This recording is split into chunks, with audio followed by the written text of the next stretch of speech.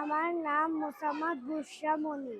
আমি সোনারতরী ক্যাডেট স্কুলের ২য় শ্রেণীতে পড়ি। আমি একটি ছড়া আবৃত্তি করব। ছড়াটির নাম কাজের আনন্দ। লিখেছেন নবকৃষ্ণ ভট্টাচার্য। মৌমাছি, মৌমাছি, কোথা যাও নাচি নাচি, দাঁড়াও না একবার ভাই।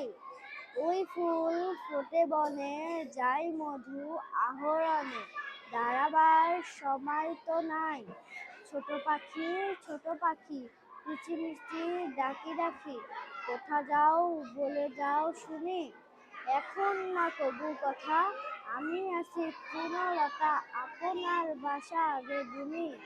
পিপীলিকা, পিপীলিকা, দল বল ছাড়িয়ে খা, কোথা যাও যাও ভাই বলি। শীতের সঞ্চয় চাই, খাদ্য খুঁজিতেছি তাই, ছয় পায়ে পিল পিল চলি।